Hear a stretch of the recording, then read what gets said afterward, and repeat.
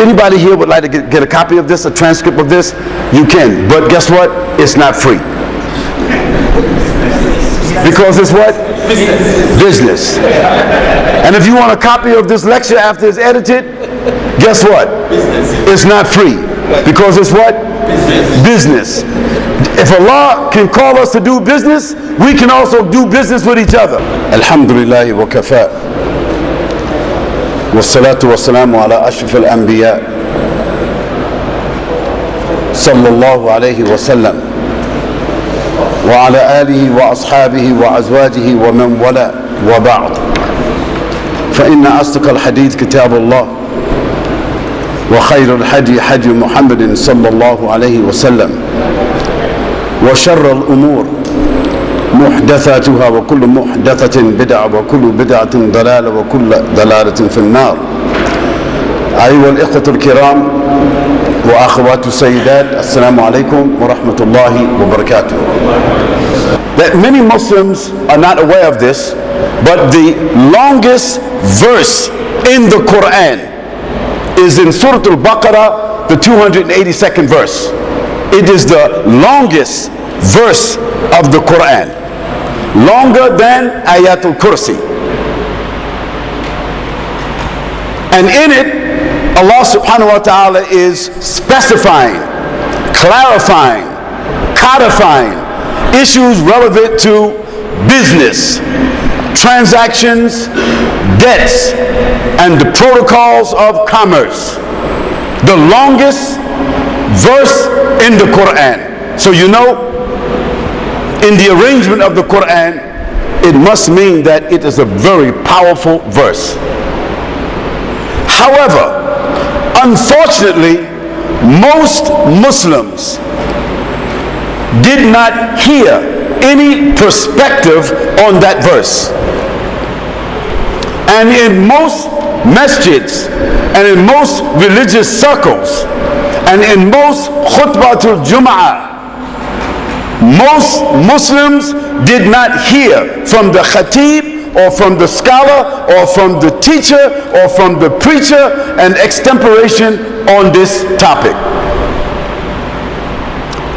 As a result of that, when you don't take into your body certain vitamins through the natural intake of food, we develop something called a what?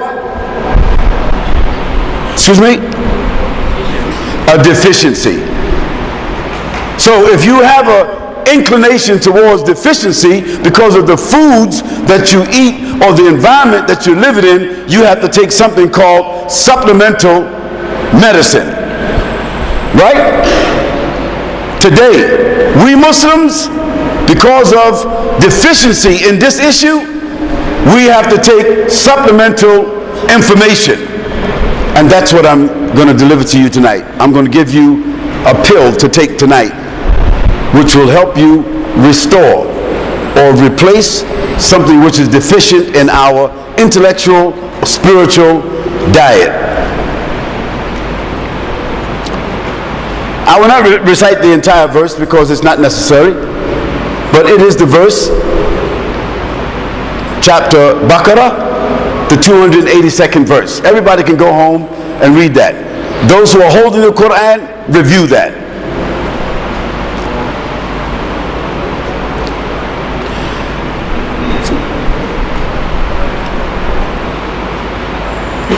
So let me give a general definition in the English language of the terminologies called business and commerce, to make sure we're on the same page. Business means anything that keeps you busy. You know, busyness. Anything that keeps you busy, anything that keeps you occupied, anything that keeps you connected is called busyness or business. It happens to be one of the favorite occupations of all human beings, whether they are buying or selling, whether they are producing or consuming. It is one of the preoccupations of the human being, which Allah subhanahu wa ta'ala have created them for. Commerce means the social interaction between two individuals or two entities or two companies or two countries. Commerce. Other terminologies that come is trade, buying, selling, and transactions. Now let us listen to a few Quranic terminologies within those two categories. The first one is called ishtara. The word ishtara in the Quran means purchasing, buying, and exchanging. Another word is bay'. Bay' in the Quran means selling and buying. Another word is tijara, trade, transaction, and commerce. As Allah subhanahu wa ta'ala mentioned in the Quran, هَلْ أَدُلُّكُمْ عَلَى تِجَارَةٍ تُنْجِيكُم مِّنْ عَذَابٍ عَلِيمٍ. Tijara, trade, transactions, and commerce.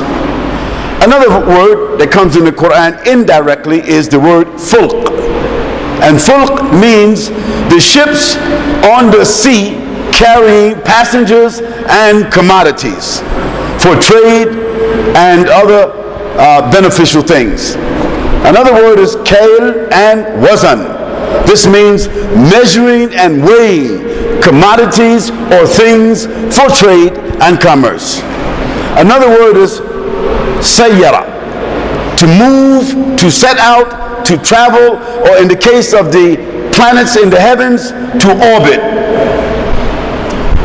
Business-related words have been used in the Quran more than 127 times. How many times? More than 127 times. The name of Muhammad sallallahu alaihi wasallam does not appear 127 times. The names of any prophet does not appear 127 times. But terminologies dealing with business and commerce comes in the Quran 127 times, which suggests the intrinsic importance and significance of business in the social affairs of human beings. There are also hundreds of authentic ahadith which deal with the ethics and the principles of business, which further supports evidence that business and commerce are like the veins in the body which provide the lifeblood of the human beings. Looking to the seerah of the Prophet ﷺ, because the word seerah, it means a picture, it means a portrait, or it means a snapshot. Seerah. Looking to the seerah of the Prophet ﷺ, that means his evolutionary biography. What took place before him and what took place right after him. This is considered to be, in Islamic terminology, the seerah. Looking to the seerah of Rasulullah sallallahu alaihi wasallam, I want to mention the names of Abdul Muttalib, who was his grandfather. He was also the patron of Mecca. He was also one of the biggest businessmen of Mecca. This was the grandfather of the Prophet ﷺ, Muttalib. And we have to mention his elder son, whose name was Abu Talib. He never took Shahada. But hardly anyone earned the kinds of reward in taking care of and protecting and following the Prophet ﷺ, even though he never became a Muslim. Abu Talib. And he also was what? A businessman. And the Prophet ﷺ learned the arts of business from his uncle, his non-Muslim uncle, Abu Talib. His first travels outside of the Jazira al-Arabiya, his first travels in doing business was under the supervision of his uncle Abu Talib. The Messenger of Allah ﷺ was also a businessman.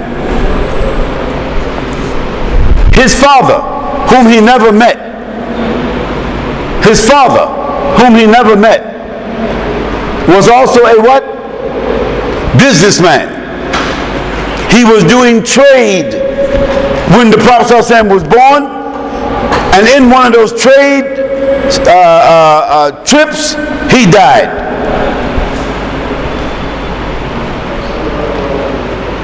When the Prophet ﷺ received revelation, he was already married to a woman.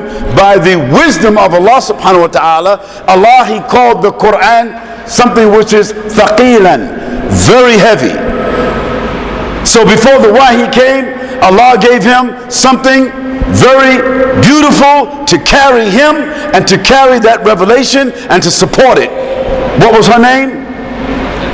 Sayyidah Khadija bint Khuwaylid. And she was also a what? Businesswoman. So see the wisdom of Allah. When the Prophet ﷺ was not able to do business anymore, Allah subhanahu wa ta'ala gave him the support of a woman who was already doing business. After that, the first male Muslim who was the follower of Muhammad ﷺ, his name was Ali ibn Abi Talib. He was a boy. So we ain't say the first man, but he was the first male. The first free person that accepted Islam. His name was Ali ibn Abi Talib. He also was by default, a businessman, because his uncle was a businessman. The next person was Abu Bakr as-Siddiq, the closest companion of the Prophet ﷺ. He also was a businessman. The next was Umar ibn al-Khattab, the second Khalifa, who also was a what? Businessman.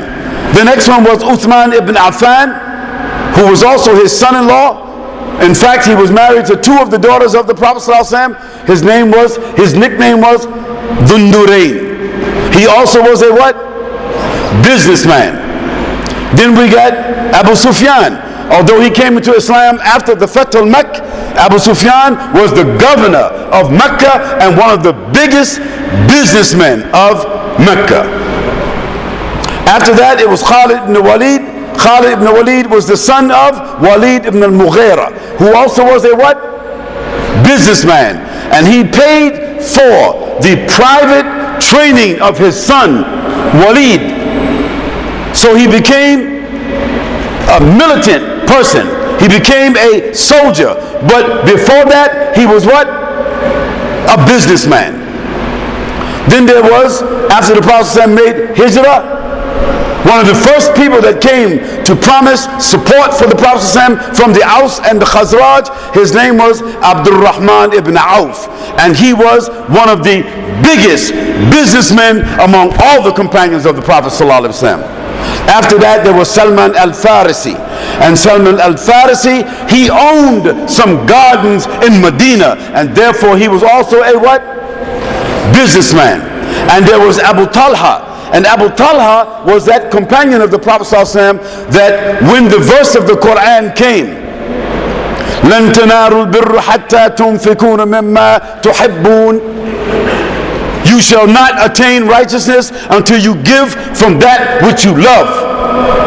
Abu Talha heard that ayah when it was revealed, and he was the owner of a garden, one of the biggest priceless gardens of Medina, and he loved it very much. But when he heard that verse, he came to the Prophet ﷺ and said, Ya Rasulullah ﷺ, I heard that verse and I want to give the garden that I love the most to you.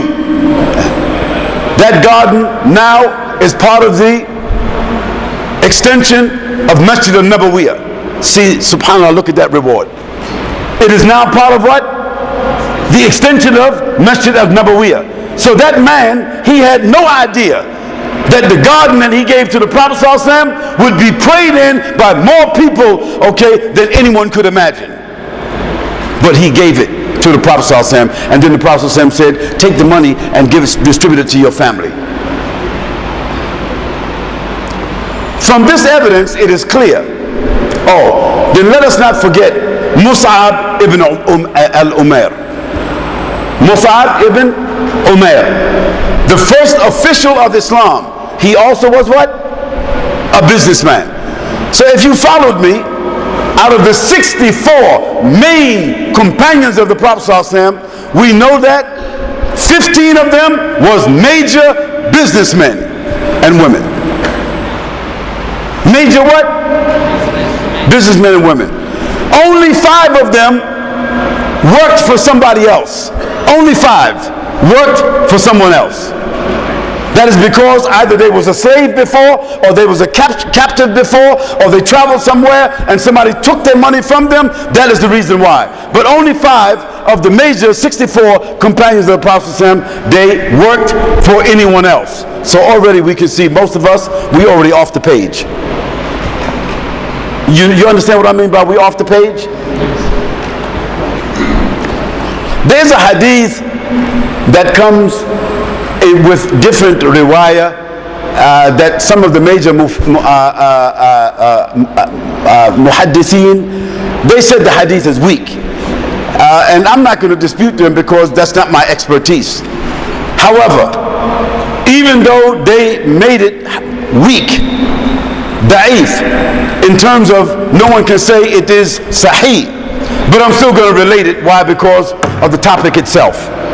The fact that it is a part of the body of hadith, and the fact that it also connects itself to many sound hadith, and that it does not dispute any of the meanings of the Quran nor of the Sunnah, I'm going to relate the hadith, even though the major muhaddithin, they classified it as weak. The Messenger of Allah said in one riwayah, teach your children business, tijara, because 9/10, that means 90% of the halal rizq of the Bani Adam is in tijara. Did you understand that part?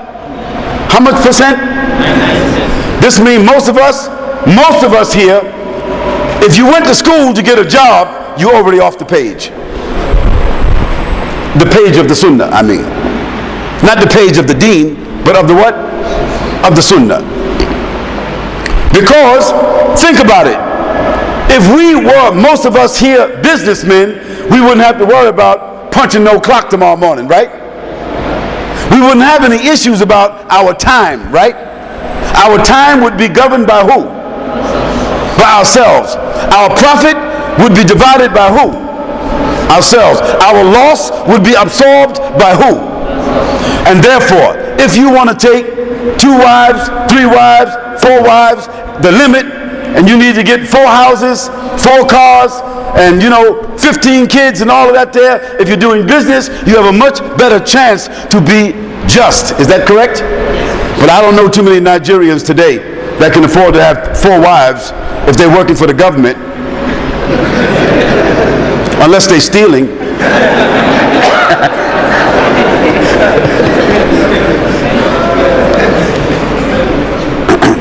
No pun intended. I could have said the same thing in America, so I don't want anybody to think I'm picking on Nigeria. From all of this evidence, brothers and sisters, we need to understand that business is the core of our life. It's not like off to the side. It's not something which is a nafila. It is the core of our life. Everything we do stems from business. Look, the 5 pillars. Bunya al-Islam ala khamsin. This is what Umar ibn Khattab, he said, right? Bunya al-Islam ala khamsin. So say, okay, shahadati an la ilaha illallah. You don't have to have no money to take shahada. Wa anna Muhammad Rasulullah sallallahu alaihi wasallam. You don't have to have money to say that. Okay, the next is what? Wa aqimus salat, right? But if you want to build a masjid to pray in, a little masjid or a big masjid, what you got to have? Huh? Money.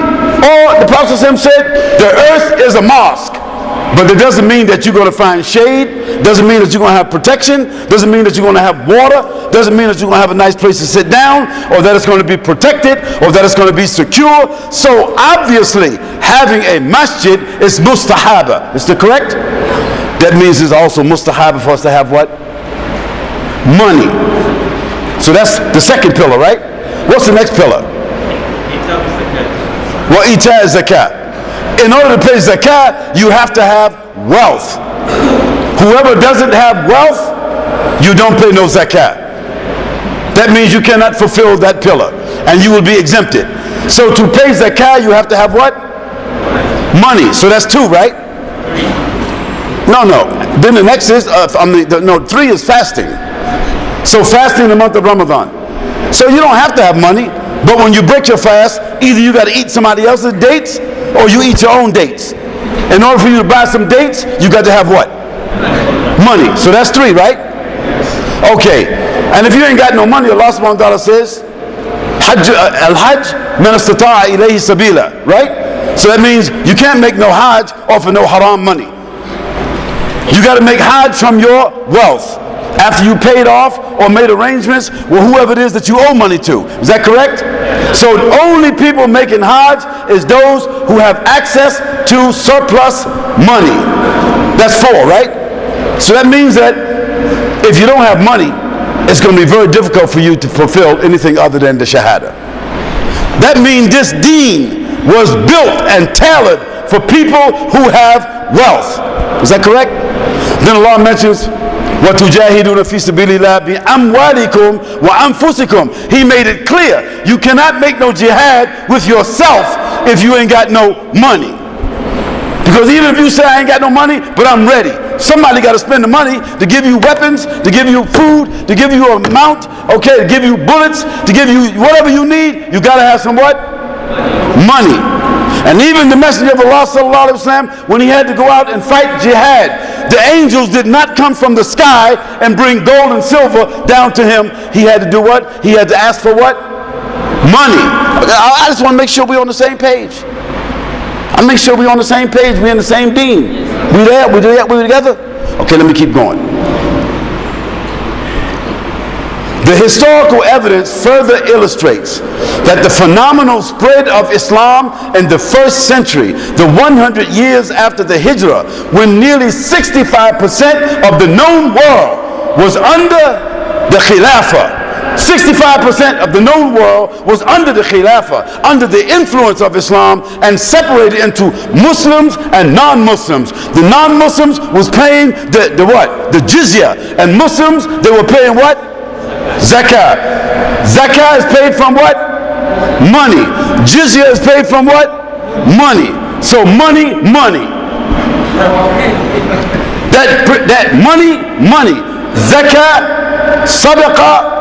Zakah comes, and also the fa'il. You know the fa'il, right? The fa'il is what? The booty, the war booty, right? 20% belongs to Allah and His Messenger sallallahu alaihi wasallam, money. And 20% and the rest of it belong to those who's fighting, right? That's what? Money. So all the while, everything in the deen you can see is connected to money, property, wealth. Allah, He wants Muslims to have money, property, and wealth. And Allah subhanahu wa ta'ala, He wants the captives that you take, He wants you to free them. Why? So they can go back to work and they can pay jizya, money. So I just want to make sure that we understand how important this topic is, because some people say, Sheikh, you know you're not supposed to be talking about money and business in the masjid. So if I'm not talking about this here we're talking about right now in the masjid, I mean, I'm not doing no transactions, but if I'm not talking like this here in the masjid, when are we going to talk about it? When? What, in the car, in your house, outside there in the middle of the field, inside the universities? That's why today Muslims don't have no money, but the Kafirs, they got money. We got to bring the discussion of money and property and business and commerce, we got to bring it back to the masjid. So every single day, every Muslim and child is thinking about the issue of wealth, where it comes from. Because all the ahadith of the Prophet, he said, you know, when one of you dies, everything stops except 3 things, right? What's those 3 things? Sadaqatun jariyah. This comes from what? Money. Ilmun yantafi'u bih. So knowledge which you gathered from somewhere, somebody had to teach you, you had to travel somewhere, you had to live somewhere, you had to buy some books, so therefore it is also attached to what? Money. And what's the last one? Waladun salihah. So how are you going to have a righteous child if you ain't took care of them?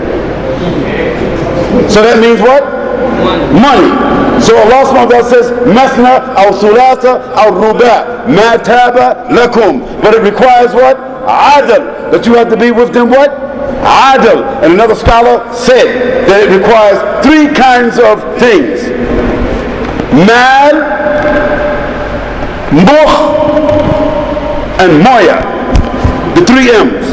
So whoever wants another wife, you need to examine mal. How much money you got? You need to discuss mukh. How much patience, how much understanding, how can you control? If you can't control your wives and your children from your mind, you ain't going to control them with nothing else. So a man who wants one wife or two wives, he needs money, he needs a good mind, and he needs water in his back. MMM. Mal, moya, and mukh. Keep that in mind. And the sisters is going to remind you. The historical evidence further illustrates that the phenomenal spread of Islam in the first century, 100 years after the Hijrah, nearly 65% of the known world, the major element that we can say to this spreading of Islam, it was not war. It was not war. It was what? Business.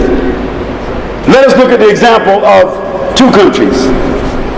Let's look at the example of Malaysia. Malaysia is the most populated Muslim country in the world. 98% of everybody in Malaysia is what? Muslim. Malaysia got more Muslims than any other country in the world. Malaysia was not occupied, Malaysia was not invaded or occupied by the Muslims. Malaysia was visited by 150 Muslim merchants. You need to look at the history and find out that those merchants wind up marrying the daughters of the Malaysian king and his people. As a result of that, doing business and marrying their women, this is how Malaysia came about to be the Muslim country it is today. That is through what? Business. Muslim business, Muslim businessmen, Muslim businesswomen, scientists, travelers, scholars, industrialists, humanitarians, sociologists, military strategists, entrepreneurs, intellectuals, and medical professionals were at the very core of the 7 profound civilizations that came about as a result of the Quranic phenomena. A period of 1,000 years which literally changed the entire world. The core of that phenomena was what? Business. These 7 civilizations gave the world the products and the services, the universities and the institutions which were established and flourishing when the whole world of Europe, was steeped in backwardness and what they called the Dark Ages. They called it that. The Europeans called it the what? The Dark Ages. While Muslims had 7 flourishing civilizations, the Europeans was living like animals, wearing animal skins, and they was in the Dark Ages. They didn't even know how to take a bath. They didn't have no perfume. They didn't have no soap. They didn't have no lights. They didn't even use water until they met the Muslims. And when they met the Muslims, it came about something called, it was the culmination of Islamic civilization that contributed to the European age of enlightenment, or the age of reason, in the 17th century. So the Europeans really just became civilized in what century? 17th. The 17th century. That's only like 5-6 centuries ago. The Muslims already had 7 civilizations. So what happened to us? How do Europeans get on top and we on the bottom? How do they get all the nice roads and all the buildings and all the industry and all the products and all the services and all the powerful governments and all the resources? How did they get that and we wind up on the bottom broken down? How did it happen? We're not going to talk about that right now. You have to think about that. Turning to the African continent, we can mention just two people. No need to discuss anybody else. Just two people who transformed the area which is now regarded as ECOWAS. You know ECOWAS? What does that mean? The Economic Federation of the West African. Okay, thank you. So that's a huge area, right? That's a huge area. There was one one Muslim. He had more money himself than all the West African countries got today. One man. What was his name? Mansour Musa. The Encyclopedia Britannica, Wikipedia, all of them said Mansour Musa was the most wealthiest man in the history of the world. There's nobody that at his time he had more than $400 billion of gold. $400 billion of gold in the 14th century would mean at least $2 trillion today. One man. What was his name? Mansour Musa. When Mansour Musa made Hajj, it took him 1 year to make Hajj because he had with him over 350 animals, carrying each one of them 2,000 pounds of gold. And he said that when he went to Egypt, just Egypt, the money he gave away, it changed the whole economy of Egypt. That's just on his way to Hajj. In the 14th century, the Emperor Mansour Musa, the ruler of the Mali Empire, was considered the wealthiest man of all time. His wealth was estimated to be more than $400 billion. I didn't say 400 billion naira. That's a big difference. The second person that I want to mention is Sheikh Uthman Danfodio, one of my heroes. You know, maybe those of you who were born in Nigeria, you lost sight of one of the greatest African heroes in the history of the world. I don't think that Africa even produced, other than Mansour Musa, somebody that had more influence than Sheikh Uthman Danfodio. Let's just talk a little bit about him. I wrote a white paper on him that I share with my children, that I share with other people, to let them understand that when I say I'm an African American Muslim, I put it on the plate and let them know what that really means. I ain't talking about the Africa you see today. I'm talking about Africa and what it had. I'm talking about Africa and what it is, the continent. I'm talking about the resources that came out of it. And I'm talking about just two people that it produced. Sheikh Uthman Danfodio, the scholar and the reformer, who established the independent, now this wasn't no Qaeda movement. This wasn't no Taliban movement. This wasn't no Boko Haram movement. The scholar and the reformer who established the independent Sokoto Khilafah in the 19th century. Now just for you to understand what the Sokoto Empire was. At that time, the Sokoto Empire was 70% of what is today Nigeria, and parts of some of the landlocked countries that close to Nigeria. This was the Sokoto regime. An area that was almost equal to the size of the United States of America, or close to 6 million square miles. Can you imagine that? 200 years ago, a man, a scholar, a reformer, controlling and administrating the wealth, the human and natural resources of a country 6 million square miles, and he was exacting the zakat from everyone and the jizya from everyone. And regardless of what people want to say, Nigeria has never had an individual like that since that time. not of that caliber. May Allah subhanahu wa ta'ala give long life, and may He bless the efforts of your president.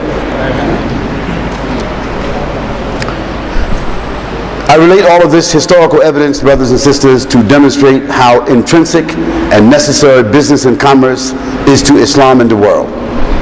So now I want to ask a few questions.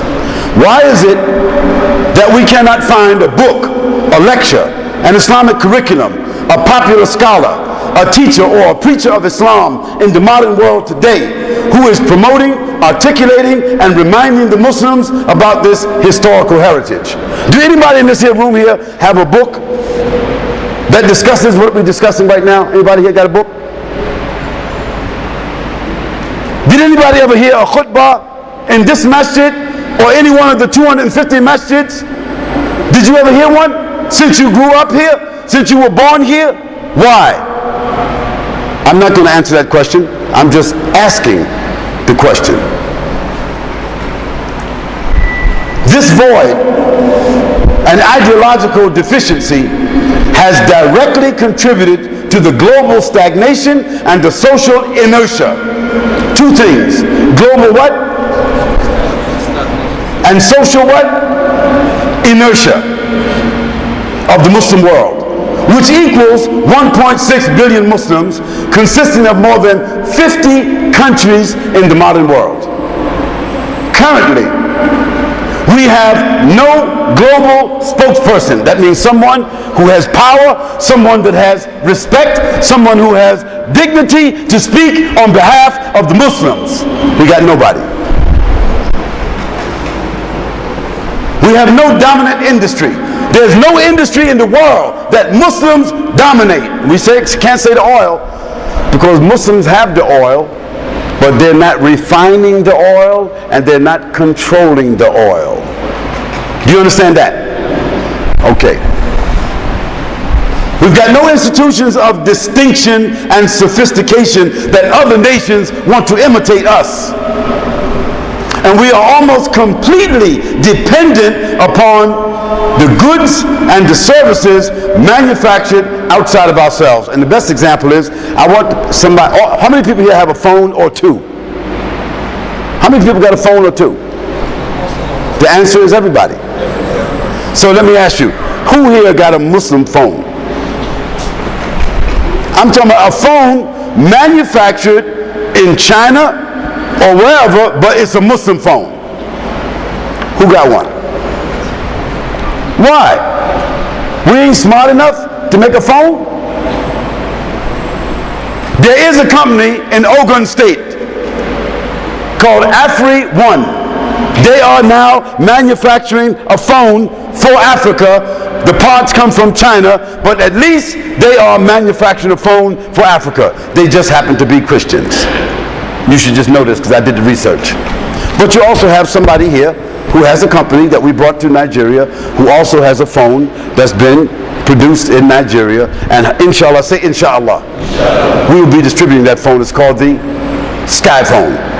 I'm not trying to do no advertisement. I was just trying to let you know that no sense talking about something if we didn't try to do it.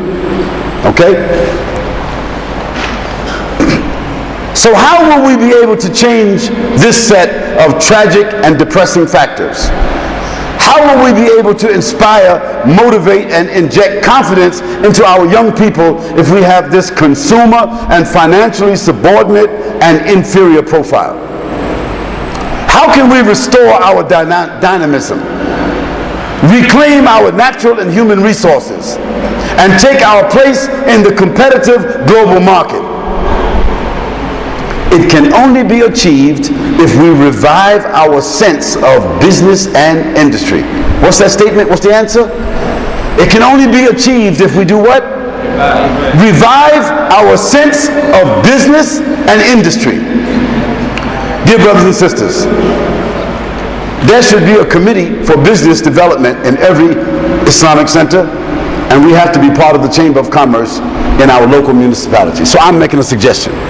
If you do not have a business and commerce committee here, you should make one. So all the business people and whoever want to do business, who want to learn business or facilitate business, you come to the business committee in every Islamic center. Thirdly, every Muslim businessman, including those that belong to that committee, should also belong to the what? To the Chamber of Commerce, because they have one in every city in the world. Our students must learn the religious sciences side by side with academic and occupational trades. We must encourage all of our university graduates to complete a business plan before they graduate so that they will never be unemployed. Because there's a statistic I want to give you. 63% of all the university graduates in Nigeria, they remain unemployed for 2 or 3 years before they get a job.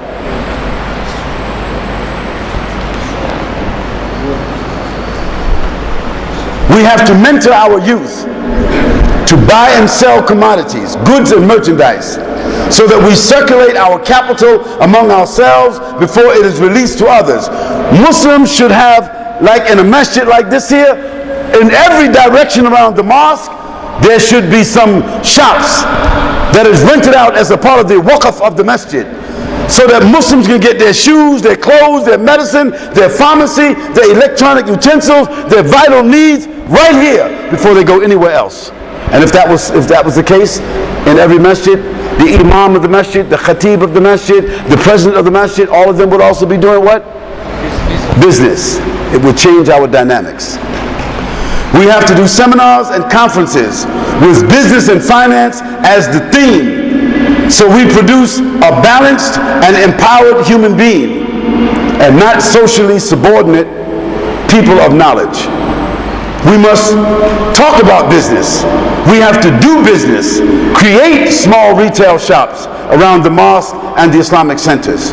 Before we leave each other every day, we have to remind each other about the importance of business by sharing our business card or introducing our product, our service, or our profession to each other. In closing, if we take these small steps and listen to this mukhtasar, we will gradually address the deficiency and the void that we are witnessing in the Muslim world. And gradually, we will see a change in ourselves, our families, and our communities, and our society. And Allah subhanahu wa ta'ala says He does not change the condition of people until they do what? Change the condition which is inside of themselves. Their thinking, you see, their thinking and their feelings. This, in my opinion, dear brothers and sisters, is why business entrepreneurship is so vitally important, and Allah knows best. And that is the end of my presentation. And I hope that I did it on time before the iqamah, before the adhan. Did it? We still have 6 minutes. So you see, brothers and sisters, I researched this topic. I wrote this topic today. I wrote this today. And I delivered it to myself in the mirror to make sure that it could be delivered within the Maghrib and the Isha, and so that it would be a reference. And so, if anybody here would like to get a copy of this, a transcript of this, you can. But guess what? It's not free. Because it's what? Business. And if you want a copy of this lecture after it's edited, guess what? It's not free. Because it's what? Business. If Allah can call us to do business, we can also do business with each other. So Allah says, هَلْ أَدُلُّكُمْ عَلَى تِجَارَةٍ تُنْجِيكُمْ مِنْ عَذَابٍ عَلِيمٍ تُؤْمِنُوا بِاللَّهِ وَرَسُولِهِ تُجَاهِدُونَ فِي سَبِيلِ اللَّهِ بِأَمْوَالِكُمْ وَأَنفُسِكُمْ. So you know this ayah. So brothers, we want to put the business on the table of everything that we do. Because if you don't talk about business yourself, when you get home, if you got babies crying, and you got wives, 1 or 2, they're going to remind you that they need some what? Money. And if you're not taking care of business, probably you're going to lose what you got. We ask Allah subhanahu wa ta'ala to bless this masjid. We ask Allah subhanahu wa ta'ala to bless the patron of the masjid, the Majlis Ashura, the founders. We ask Allah to bless the administration. We ask Allah subhanahu wa ta'ala to bless the people of knowledge who are responsible for disseminating the knowledge to the people. We ask Allah subhanahu wa ta'ala to bless all the men who are the qawwamuna ala nisa. We ask Allah to bless the women who take care of our houses and they keep our secrets and take care of our children. And we ask Allah subhanahu wa ta'ala to cause all of us to be more cognizant about this deen and to be prepared to invest something more in ourselves, so therefore we can invest more into the deen. وأقول قولي هذا وأستغفر الله لي ولكم يا الله غفور رحيم برحمتك يا أرحم الراحمين.